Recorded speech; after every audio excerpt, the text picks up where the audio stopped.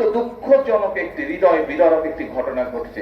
একটি ছোট্ট বাচ্চাকে কিভাবে হত্যা করা হয়েছে দেখেছেন। এখন এখন আমরা প্রথম থেকে বলে এসেছি যে আইনের দৃষ্টিতে কোনো ব্যক্তি যদি অপরাধ করে তার শাস্তি পেতে হবে। আইনের শাসন আমরা প্রতিষ্ঠিত করতে চাই। কিন্তু প্রিয় ভাই বোনেরা, আপনি যখন কোনো কাজ করেন, সেটি আপনার নিজের কাজ হোক, কৃষি কাজ হোক, সেটি যে কোনো কাজ হোক না কেন, সংসার কাজ হোক, একটা নিয়ম কারণ আছে না? যে কোনো কাজ করতে তো কাজের একটা নিয়ম কারণ আছে। এই নিয়ম কারণটাকে মেনে নিয়েই তো কাজটা করতে হয়, তাই নয় কি? আপনি যদি হাঁস পালেন, গরু পালেন, ছাগল পালেন, ধান চাষ করেন, সবজি শাকসবজি চাষ করেন, তারপরেও তো নিয়ম আছে। কখন আপনি বীজ বুনবেন, কখন আপনি পানি দিবেন, কখন আপনি সার দিবেন, নিয়ম কারণ আছে না?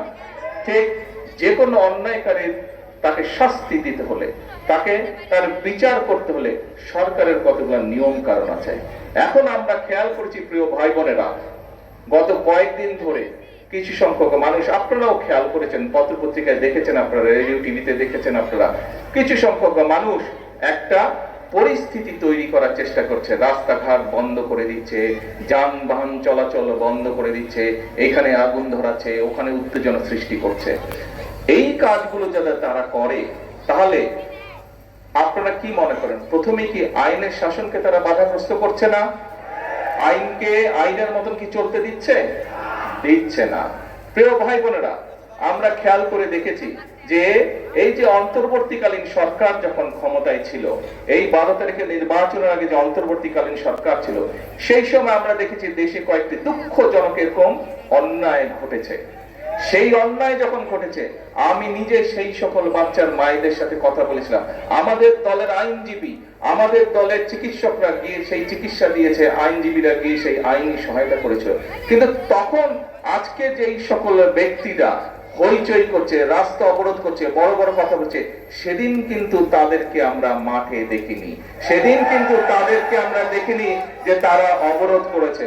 তাহলে কি আমরা ধরে নেব আজকে যেহেতু জনগণকে 12 তারিখের নির্বাচনে বাংলাদেশের জনগণ যেহেতু বিএনপিকে ভোট দিয়ে সরকার গঠন করতে ক্ষমতা দিয়েছে, সেই জন্যই তাদের জ্বালা হচ্ছে এবং এই জ্বালার কারণেই তারা এইসব কর্মকাণ্ড করছে, তাই তো আমরা ধরে নেব, তাই নয় কি?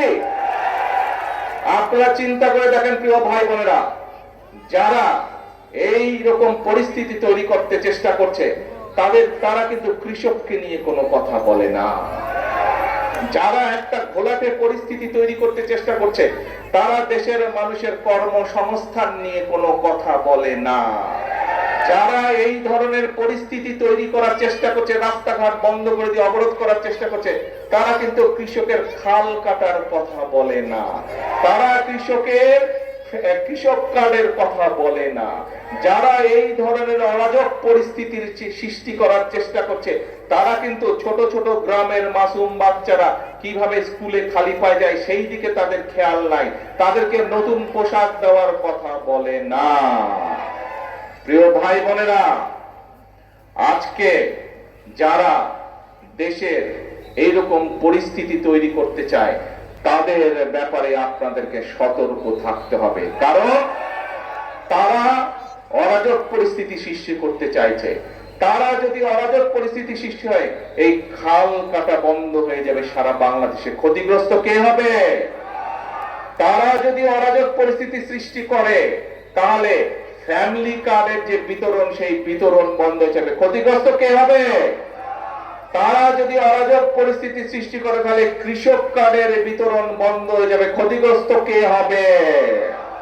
তারা যদি অরাজক পরিস্থিতি সৃষ্টি করে, তাহলে ইমাম সাহেবদের, মুয়াজ্জিন সাহেবদের, খতিব সাহেবদের, অন্যান্য ধর্মের যে ধর্মগুরু আছেন, তাদের সম্মানী দেওয়া বন্ধ হয়ে যাবে। ক্ষতিগ্রস্ত কে হবে? প্রিয় ভাই বোনেরা, তারা যদি অরাজক পরিস্থিতি সৃষ্টি করে রাস্তাঘাট বন্ধ করে, তাহলে গ্রামের বাচ্চাদেরকে যে আমরা নতুন স্কুল ড্রেস দিতে চাইছি, গ্রামের বাচ্চাদেরকে যে স্কুল ব্যাগ দিতে চাইছি, সেই প্রক্রিয়া বন্ধ হয়ে যাবে। ক্ষতিগ্রস্ত কে হবে? গ্রামের বাচ্চারা হবে। প্রত্যেকটি ক্ষেত্রে তাদের সেই অরাজক পরিস্থিতির কারণে ক্ষতিগ্রস্ত হবে গ্রামে বসবাসকারী খেটে খাওয়া মানুষ। প্রিয় ভাই বোনেরা, সেই জন্যই আজকে আমাদেরকে সতর্ক হতে হবে। আপনারা পত্রিকা পড়েন, আপনারা সোশ্যাল মিডিয়ায় যান, খবর নিয়ে দেখেন, ওই যে 5ই আগস্ট যাদেরকে দেশের এই বাংলাদেশের মানুষ এই দেশ থেকে বিতাড়িত করে দিয়েছিল, এই এখন যারা অরাজকতা সৃষ্টি করতে চাইছে, খবর নিয়ে দেখেন ওই 5ই আগস্টে যারা বিতাড়িত তাদের সাথে এরা তলে তলে আবার খাতির শুরু করেছে। যেইভাবে 96 সালে করেছিল, যেইভাবে 86 সালে করেছিল, তাদের সাথে আবার নতুন কয়েকটি লেজও গজিয়েছে, সুন্দর ছোট ছোট লেজও গজিয়েছে। প্রিয় ভাই বোনেরা, কাজেই আমরা এই দেশ থেকে স্বৈরাচারকে বিদায় করেছি। বাংলাদেশের জনগণ রাজপথে নেমে স্বৈরাচারকে বিদায় করেছে এই দেশ থেকে। যেই স্বৈরাচার বাংলাদেশের মানুষের ভোটের অধিকারকে কেড়ে নিয়েছিল, যেই স্বৈরাচার বাংলাদেশের মানুষের কথা বলার অধিকার কেড়ে নিয়েছিল, যেই স্বৈরাচার বাংলাদেশের খেটে খাওয়া মানুষ, গ্রামে বসবাসকারী মানুষের সকল প্রকার উন্নয়ন বলা যায় ভাগ্যের পরিবর্তন করতে চায়। ভাগ্যের পরিবর্তন যদি করতে হয়, আমাদের 20 কোটি মানুষের 40 কোটি হাতকে সক্রিয় করে তুলতে হবে।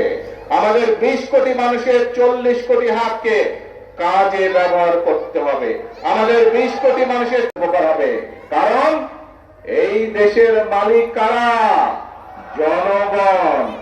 বিএনপি সরকার সেই জনগণের ভাগ্যের পরিবর্তন করতে চায় জনগণকে সাথে নিয়ে। প্রিয় ভাই বোনেরা, আজকে সময় এসেছে মানুষের ভাগ্যের পরিবর্তনের জন্য যে কাজগুলো, সেগুলো একদিকে সফল করা, আরেকদিকে যারা ন্যায় বিচারকে, সঠিক বিচারকে বাধাগ্রস্ত করার জন্য বিভ্রান্তি ছড়াচ্ছে, আরেকদিকে যারা মানুষের জন্য গৃহীত কর্মসূচিকে বাধাগ্রস্তের জন্য বিভ্রান্তি ছড়াচ্ছে, তাদের ব্যাপারে বাংলাদেশের মানুষকে সজাগ থাকতে হবে। পারবেন আপনারা সজাগ থাকতে? আমাদের সকলকে সজাগ থাকতে হবে। মনে রাখতে হবে, এই দেশের মালিক জনগণ। কিছু সংখ্যক মানুষ এসে বিভ্রান্ত ছড়াবে আর তারা সফল হয়ে যাবে, মানুষের ভাগ্য নিয়ে তারা ছিনিমিনি খেলবে। এই কাজ আর হতে দেওয়া যাবে না। যারা জনগণের সাথে থাকবে, জনগণের পাশে থাকবে, জনগণের জন্য কাজ করবে, বাংলাদেশের জনগণ তাদেরকেই সাথে নিয়ে এই দেশকে রক্ষা করবে যে কোনো ষড়যন্ত্রের হাত থেকে, ঠিক? এবং সেজন্যই আমি বলি এই দেশ আমাদেরকেই গড়ে দিতে হবে, এই দেশ আমাদেরকেই করতে হবে, জনগণকে সাথে নিয়ে করতে হবে নিজের দেশ। আপনি নিজের ক্ষেত খামারি, নিজের ঘর বাড়াসুন, আমরা আজকে সজাগ থাকবো, তাদের বিরুদ্ধে আমরা সতর্ক থাকবো। এবং আমাদের আজকের প্রতিশ্রুতি হচ্ছে, এই খাল খনন কাটার মধ্যে দিয়ে আমাদের প্রতিশ্রুতি হচ্ছে একটি, করব কাজ, করব দেশ। সবার আগে কি ভাই? সবার আগে কি? বাংলাদেশ। আল্লাহ হাফেজ। বাংলাদেশ।